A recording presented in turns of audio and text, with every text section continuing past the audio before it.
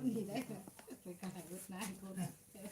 หนึ่งเจียวปลาเนาะเราหาปลาดุกเนาะหาลงหาปลาดุกมาแจกสินกับดอกกระเจียวก็บ่ต้องนั้นเลยก็ต้องขาย เดี๋ยวขั้นมันนายกระขายแล้วพวกเลยมันน้อยสิบุขายมันนายกระขายแล้ว มีแห้งบ่ได้จักดิหมูน้ำมันค่ะปลาหุบเรื่องไก่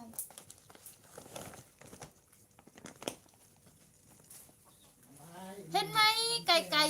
ใส่ไก่ค่ะดอกกระเจียวสบายดีทุกคนสบายดีผู้ใหญ่ใจดีผู้สนับสนุน ได้ยูทูบไปไล่ยูทูบไป ค่อยดีละ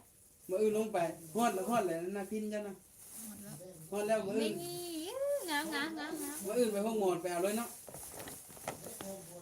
โทรบอกมัน พ นะ ร้อมอยู่เพื่อนเก่าอีนะกับลงไปเอารถ สบายดีดอกกระเจียวเด้อแล้วก็มีผักกูดนำทุกคนเยอะแยะเลย ต้องการซื้อ มีแต่ผักกิน ต้องการซื้อมาเด้อ บัวเขาซื้อบ่ได้ดอกเป็นอยู่ไก่บ่ ไป เค แต่ ย เช้าก็ได้ยูดเดือนถุง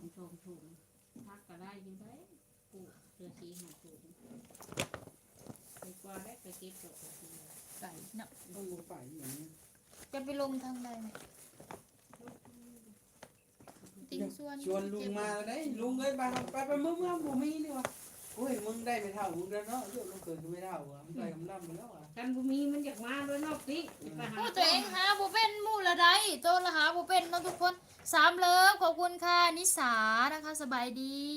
คุณนิสาแล้วก็พี่หนุ่มเด้อแล้วก็พี่ทองใบป๊อดจะเผื่อถามมาว่า ผมก็ถามพินมาแล้วพินดาวมาก่อนว่า 2เทื่อแล้วยังเนาะ คนไปถามว่าไล่ยูทูบผู้ใด แต่ดอกสวยๆทั้งนั้นเลย ดอกกระเจียว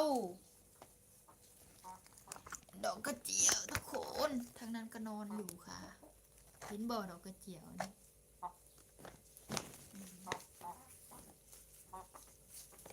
โอ้มึงดูของดาวหัวย่านปี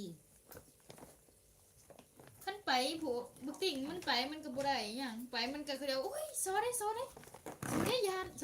แต่ยานหั่น กันใจโบเย็นโบได้ไง มีแต่ยานมีใส่ ไปหายัง แล้วก็ มันไปหาอื่นเลยเพราะใครเนาะมันหาหัวเดือดอยู่คอยว้าว โอ้ยไปป่าพระกูดกับยานคือกันนั่นล่ะจ้ะฮะ บ้าพระพูดนะ เนาะแม่ มันเป็น สิได้ก็ว่ายานงูเพิ่นบอกให้ขึ้นเอาพระกูดกะ โอ้เนี่ยมันขึ้นก็ขึ้นได้ ได้ คอย ขึ้นก็ขึ้น เอาก็มันก็เป็นลามมันแล้ว ลามมันโบได้มีเด้ออยู่เทิงทำมีแต่อยู่รุม โอ้ยนี่ไปกับมีมก็อึดละพระกูดเฮาเคยไปจนน้อยจนเฒ่าเฮานี่ไปตลอด คือไปนี่หัวหน้า กี่อีเมสิได้ไปหาเพียนอนอยู่แต่เฮือน เฮ้ยวันนี้ห้วยไปหาใช่ปะนี่ มีแต่อีเมไป เจ้าไม่ใช่ บ่ได้ไปนอนอ จะ ยู่ เพี้ยนกัน อือ เพี้ยนกันไม่เท่า หามึงนี่แล้วอ่ะบ่ได้ไปหาเลย ก็ไปไปเด้ มึงมาแล้วก็ไปรถไปหาลำเล็กลำน้อยแล้วก็มาการเจอโจกจุกจี้ขึ้นว่าเรื่องไปคมแล้วแห้งบ่จักบ่ไป กินอยู่กระจักกระชายแต่มึง บ่ได้ไปจักดีบ่ได้เฮ็ดหยังนะกินแล้วก็นอนแล้วก็กินตกแรงมากินแล้วก็เต้นงามว่ะทุกคนดอกกระเจียวบ้านน้องอีอย่างนี้เดี๋ยวนี้แล้วคุณทุกมาเดี๋ยวนี้ โย่หนักมือทุกแล้ว กี่คนสบายได้บ่ได้ไปทำ น้องแม่หนักมือทุกแล้วอ่ะ คนทุก กันมีลานยังทุกแล้ว ลานกูก็นั่งเอาลานนี่เพื่อน ทุกเอาลานนั่นแล้ว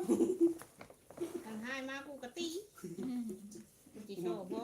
หอยตีให้ลูกเขา โว้เจนบ่เอามือกูใช่มันให้กูแห้งตี สวัสดี5ลับนะคะ5ล้านดวงใจขอบคุณมากๆเลยค่ะขอบคุณทุกกำลังใจเด้อขอบใจผู้ใหญ่ใจดีที่มาส่งเอียงอย่าลืมมาซัพพอร์ตกันนี่เด้อไปทางใดเงียบๆเงาๆอยู่พอบุญกับบุเห็นมาเนาะขึ้นไลน์ส่งอองกับบุเห็นมาพี่เอก็ไม่มาเลยพี่เอไปไหนพี่เอไปส่งของแล้วเนี่ยไว้หนึ่ง บนอันตีเงินของบ่ได้